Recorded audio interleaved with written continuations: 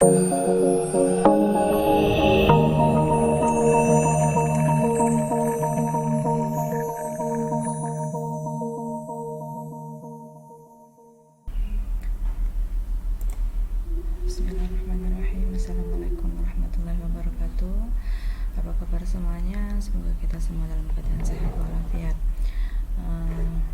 Pada video kali ini kita akan membahas mengenai teknik pengambilan keputusan. Teknik pengambilan keputusan ada 5. Yang pertama, operational research atau riset operasi.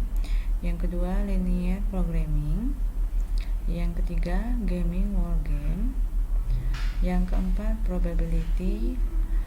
Dan yang kelima, ranking and statistical weighting. Operational research atau riset operasi, penggunaan metode saintifik dalam analisa dan pemecahan persoalan. Linear programming yaitu riset dengan rumus matematis yang disebut juga vektor analisis. Yang ketiga, gaming war game, yaitu teori penentuan strategi.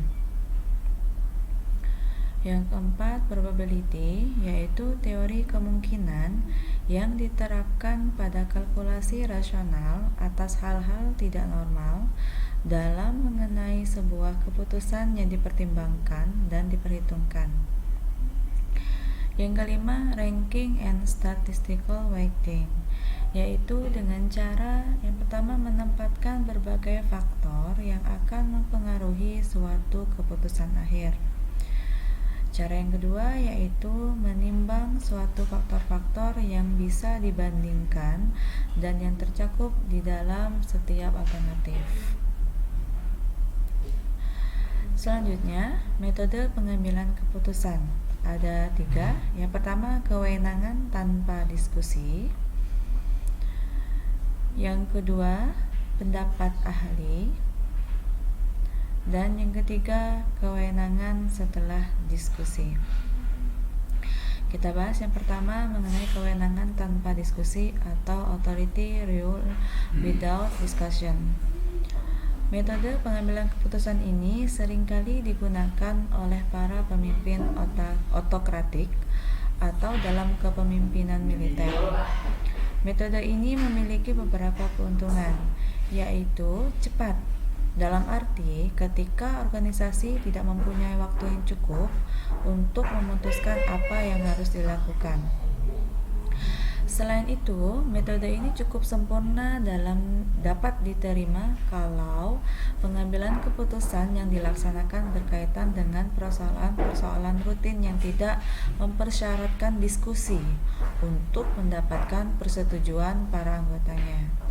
Namun demikian, jika metode pengambilan keputusan ini terlalu sering digunakan, akan menimbulkan persoalan-persoalan seperti munculnya ketidakpercayaan para anggota organisasi terhadap keputusan yang ditentukan pimpinannya, karena mereka kurang bahkan tidak dilibatkan dalam proses pengambilan keputusan. Yang kedua, pendapat ahli atau expert opinion. Kadang-kadang, seorang anggota organisasi oleh anggota lainnya diberi predikat sebagai ahli atau expert, sehingga memungkinkannya memiliki kekuatan dan kekuasaan untuk membuat keputusan. Metode pengambilan keputusan ini akan bekerja dengan baik apabila seorang anggota organisasi yang dianggap ahli tersebut memang benar-benar tidak diragukan lagi kemampuannya dalam hal tertentu oleh anggota lainnya. Dalam banyak kasus, persoalan orang yang dianggap ahli tersebut bukanlah masalah yang sederhana, karena sangat sulit menentukan indikator yang dapat mengukur orang yang dianggap ahli. Ada yang berpendapat bahwa orang yang ahli adalah orang yang memiliki kualitas terbaik untuk membuat keputusan. Namun sebaliknya, tidak sedikit pula orang yang tidak setuju dengan ukuran tersebut.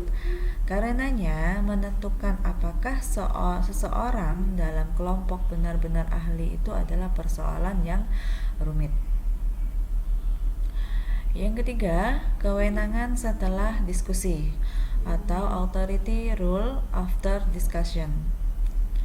Sifat autokratik dalam pengambilan keputusan ini lebih sedikit apabila dibandingkan dengan metode yang pertama. Karena metode authority rule after discussion ini mempertimbangkan pendapat atau opini lebih dari satu anggota organisasi dalam proses pengambilan keputusan. Dengan demikian, keputusan yang diambil melalui metode ini akan meningkatkan kualitas dan tanggung jawab para anggotanya, di samping juga munculnya aspek kecepatan atau quickness dalam pengambilan keputusan sebagai hasil dari usaha menghindari proses diskusi yang terlalu meluas. Dengan kata lain, pendapat anggota organisasi sangat diperhatikan dalam proses pembuatan keputusan. Namun, perilaku autokratik dari pimpinan kelompok masih berpengaruh. Metode pengambilan keputusan ini juga mempunyai kelemahan, yaitu pada anggota organisasi akan bersaing untuk mempengaruhi pengambil atau pembuat keputusan. Artinya, bagaimana para anggota organisasi yang mengemukakan pendapatnya dalam proses pengambilan keputusan berusaha mempengaruhi pimpinan kelompok bahwa pendapatnya yang perlu diperhatikan dan dipertimbangkan.